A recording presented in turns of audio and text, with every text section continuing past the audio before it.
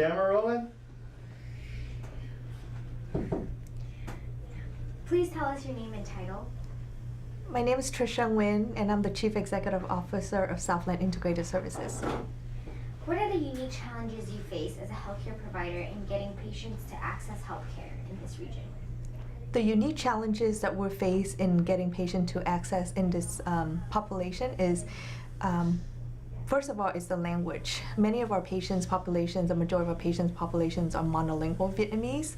About 70% of our patients are Vietnamese, and the 30% are non-Vietnamese. And most of them are monolingual, so the challenge is they don't know where the service is and what we offer because they don't know because of the language. Can you talk about delivering high quality care to your patient population, or what does high quality care mean to you? High quality care for the patient, meaning that doing the best you can, having the best practices for the patients. So at our health center, we always wanted to strive for the best quality.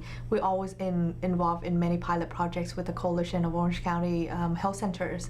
And what we do is we usually, for example, we were in a pilot for the Live Healthy OC. And when we have that project, our goal is to actually providing an integrated health program. And with that, whatever it is that we provide is the patients, we believe is a one-stop shop. So if the patients come here and with many times they have challenges with transportation, having them come here, and if we can provide them medical, dental, behavioral health, help them with application assistant, patient navigator, and all the program at one location, I think that's what we're aiming for. And in terms of the quality, we always strive for quality of care. We always look at the performance measure, HEDIS, patient-centered medical home, and all the projects locally and also state and federal to make sure that we provide the patients the best quality that it can be. How do you collaborate and collectively work to ensure successful care? When we collaborate, collaboration is huge at my organization because I'm a firm believer of doing together is better than doing it yourself. A lot of time we share resources, and I'm actually on the board of Coalition. I'm a board member of the Coalition of Orange County Health Centers. And about 2 years ago, I'm also on the board of CalOptima. So with that, I understand collaboration is very important, especially with this current administration and current situation with healthcare. There's so limited resources and there's so much needs. So without collaboration, all the clinics would be very secular and we would do things by ourselves and we don't have resources. So for us, I'm on many projects with the coalition, on multiple projects, whether it's Live Healthy OC, HCCN, quality improvement. We always share best practices. We're very comfortable asking other EDs or other CEOs of hey, I have this idea, what do you think? So for collaboration, I truly embedded the organization, truly embedded in collaboration. Great answer. Name one example of an advocacy effort that has succeeded and why. I think the advocacy effort that we did was helping patients that need legal services. We partner with Asian American Advancing Justice to actually help them with the legal and immigration. There's a lot of patients, clients that come to our door and they don't have legal immigration status. And with that, it's really hard for us to convince them to go get health care, right? Because they're worried they're gonna get deported. They're worried that, they're gonna be in trouble with and get shipped back. So because of that, we're able to help the clients to get the immigration status and to help that. Prior to that, then after that, they get their healthcare services. So since you are a board member of the coalition, what would you consider to be the consortium's greatest strength and why? I think the greatest strength is collaboration and advocacy. I think with coalition is a consortium that is representing the voices of all the clinics, and a lot of time many of the clinics, we're so busy in our daily activities that we don't have time to actually do a lot of lobbying advocacy efforts. And with the consortium, I believe the number one most important thing is advocacy on behalf of clinic. So for example, let's say if there's a bill or there's a law that wants to pass and is not helping the clinic, coalition does the purpose of actually providing the advocacy efforts to actually lead that in either passing the bill or making sure that the bill will be failed because it's not going to be a good bill for the community health centers. And how do you feel the community perceives your organization? I think the community perceived a tremendous improvement. When I first started here 10 years ago, we were a mom and pop organization with mostly staff are monolingual, older Vietnamese generations. 10 years later, I can proudly say that 75% of my staff are bilingual, bicultural, and also millennials. Of course, millennials come with different challenges, but what I can tell is we're very professional, very competent, and the staff are extremely nice and friendly. So I think that's something where when we do events or when we go outside, I think that overall all the organizations say we're very easy to work with and we're very helping go beyond what is being needed. All my staff from front desk to back end to the providers, we always help patients beyond what is being needed. Because at times, when let's say you have a grant and they only ask you for deliverables and you're like, okay, I'll meet the deliverables. But I basically, in my belief, is like we want to help the patients to, actually go get the referral services. We actually follow up. We actually call more like harass them to like, you got to get it done. So I think the patients, for word of mouth, they love our clinic because it's a very family-oriented atmosphere. And what is your job and why do you do what you do? Well, my job, I believe I'm like a slave of the Southland Integrated Services. I do everything from, fund development, grant writing, PR, public relations, and, program reporting, advocacy, everything and anything, I believe. I mean, at times I feel I'm working 5 to 6, jobs and representing multiple hats because that's nonprofit. You have to wear many hats. And I think the main thing is my goal is I always been in the community. I came here when I was 11 years old, immigrated from Vietnam through the fall of Saigon. So my dad came here first by boat and then sponsors over since 1986. So I believe in giving back, and we came from a very humble family.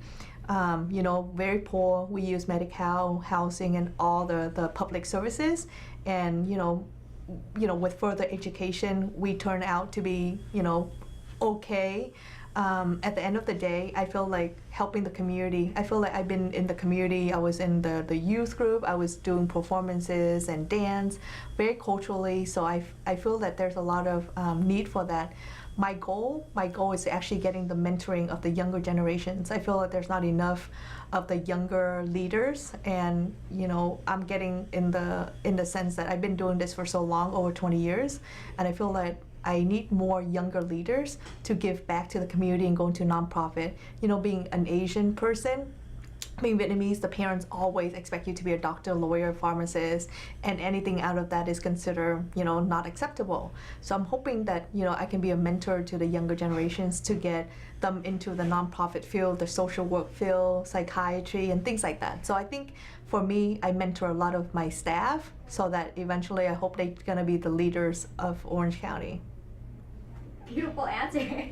Okay, can you recall any accolades or awards, and if so, please comment on them? You mean like in terms of my award or the consortia or Southland Integrated? Okay. I think we have multiple awards of the community. We've been recognized, myself as one of the many women of leaders in Orange County. For the agency, we always been a pioneer, one of the organizations that always been involved with pilot projects.